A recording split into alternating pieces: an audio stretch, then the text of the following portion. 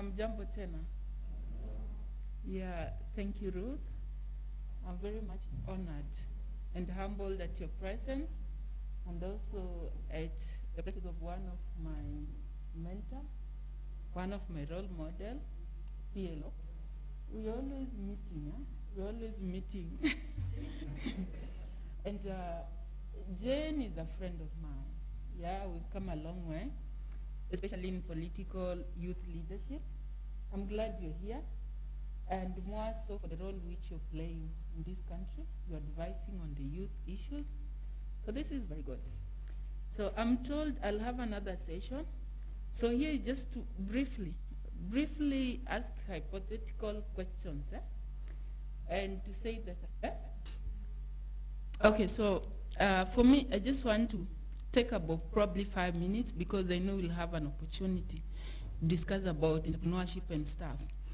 And the question that comes every time we talk about young people, first question is unemployment. Young people goes with unemployment, especially in Kenya and in Africa as a whole. So then we ask ourselves, why entrepreneurship? And we say, and it's evident all over the world, that entrepreneurship right now is the only alternative that can bring solutions to the youth unemployment.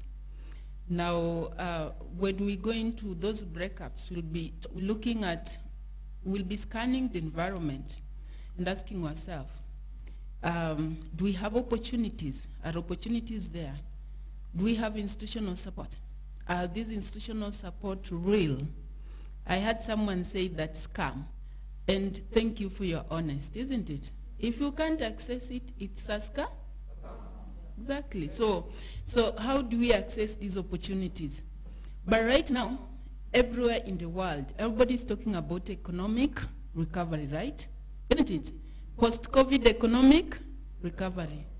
What are you young people of Kenya recovering from? What are you recovering? Unemployment, right? What are we recovering? Corruption, right? Yeah? What are we going to recover? What was our status before COVID? Is it something we are happy that we want to recover? Isn't it? So I challenge young people that for us it's not about recovery. It's about reimagining and rethinking our position going forward. It is good that we had this COVID effect. Now this COVID has made us realize where we were, that we were just hanging on, right? Now we want to stand on our both feet, isn't it? So what will be challenging, and I'm glad because the ministry is represented here and many other stakeholders, is that as we dwell into these so-called recovery discussions, for the youth, your agenda should be about belonging. You now start belonging, isn't it? You now start living, isn't it? Being what you have not. And for youth, I always tell them this, because she introduced me as a political actor. Yes, I am. But I tell young people that what is your generational mission? What is your generational mission right now? Is it political freedom? No. It is economic. So whenever you go somewhere and you start negotiating, and I tell youth, negotiate from empowerment perspective, okay? Everything that you see, any policies that comes on the table, like the National Youth Policy, interrogate it. Use the opportunities for economic growth in it. That should be your question. That should be your angle of negotiating on that table. So that whenever we start dwelling now into these economic recovery strategies, our question will be, we have had millions of us unemployed. So what are those strategies that are going to create employment to bring us to that level, where now we can talk probably as equal and contribute equally? So I just want to say, true, entrepreneurship is the way to go. I know the government has tried to do a lot in the last 2 decades. The Youth Fund came into being to try and give credit access to the young people. We've had Agipo coming into being, and we were among the first, while I was the youth fund, actually we negotiated for this preferential treatment. Then in Kibaki government, President Kibaki that time gave us 10% of all government procurement. But the question is, are young people benefiting from this 10%? I did a research on assessing the effectiveness of all these government, and Jen, you need to listen to this. All these government initiatives, Agipo, Youth Fund, Uwezo, Women Fund, call them. I know young people don't like going to benefit from Women Fund, isn't it? You think that if you are a young girl under 35 years old, you are not a woman. You are a woman. That's also an opportunity. But what I found out, that there is this generic assumption by the government, not only Kenyan government, but everywhere in Africa, that young people are homogeneous. Are you homogeneous?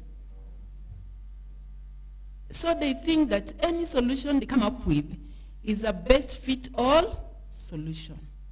Is that true? Because the entrepreneurial needs that young people in Kiambu faces are totally different from those entrepreneurial needs of a young person from that village in Busia County. Isn't that true? Yeah. Some people in rural areas are suffering from geographical isolations, isn't it? There's no internet connectivity. They have no role models. They have no social support. Then you introduce 50,000 shillings to start business. That person will need that 50 to access even the headquarters to register a business, isn't it?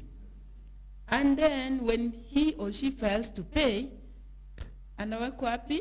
CRB, isn't it? Are we helping that young person, or are we saddling that young person to poverty more? So what I'm saying, all these policies are good. All these government initiatives are wonderful. But when it comes to design, we don't design them in view of the various contexts within which young people belong, isn't it?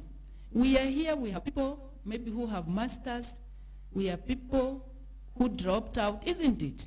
But our entrepreneurial needs are totally different.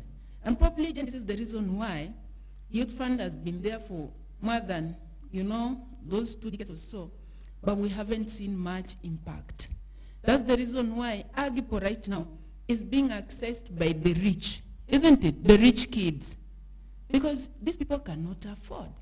So when we go to those breakouts, we'll be trying to work out some of the measures which we can do to improve some of these initiatives and to make sure that they indeed enable an entrepreneurial culture in this country.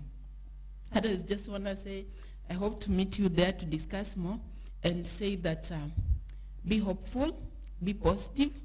Nobody will bring economic freedom. Economic freedom is your function. We agree, young people? And if you let it be, we will be a generation that never was.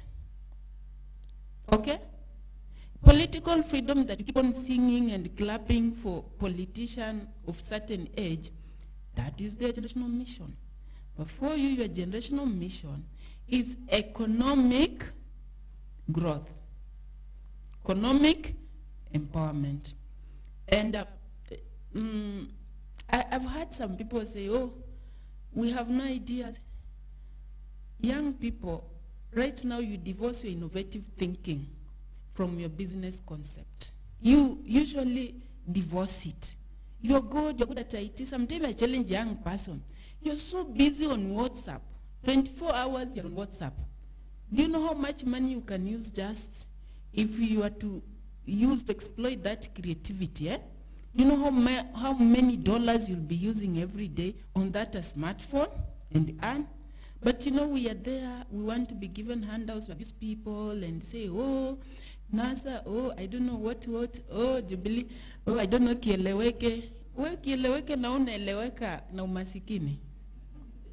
Tanga na unatangatanga na umasikini maskini wako. So what I'm trying to tell us is that for us to negotiate, we must negotiate from an economic perspective. If someone comes, challenge him, but how am I going to grow? Isn't it? Yes, it's good. You come up with good ideas and interrogate anything that is placed on the table. Interrogate and ask yourself, how many jobs are going to be created here? Another fallacy is to imagine that all young people can be entrepreneurs. That's a lie. It's the biggest lie ever, isn't it? Kila mtu anaweza fanya biashara. Nani atanunua kwa mwingine? So what I'm trying to say is that we'd rather even finance properly 1,000 young people in this country to create 100,000 jobs. Isn't that a better idea? We'd rather, as Youth Fund, give even finance even 5 million, 10 million, 20 million to a young entrepreneur.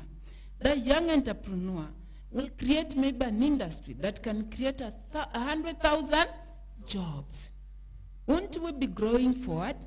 It's better than giving me 50,000 that cannot create any impact. When it comes to Agpo, they tell you go, you have Agpo, go, you can tender. But do you have money to service? You don't, isn't it? So what you do, why can then the government, and Jen through probably your advisory desk, tell them also to pay 50% up front? I give you a tender, right? Because in some tenders, they do that. See, they pay 50% up front, isn't it? If a young person a tender, pay them 50% and then let them supply. Isn't that a good suggestion? But you're not clapping, so Jen will not take it. What I'm saying, we need to create that financial base. So we are saying, I won't tell you go and tender, a tender for 2 million. You go to the bank, will tell you you don't have a logbook, you don't have a title deed, you don't have what. Now, let the government instruct their departments, when it comes to that, give this young person 50% upfront to enable this person to do what? Yeah, to supply, isn't it? So those are some of the solutions that we need to negotiate for the young people if we want to promote youth entrepreneurship in this country, and also as an alternative of job and wealth creation. Thank you so much. More we'll discuss in a minute.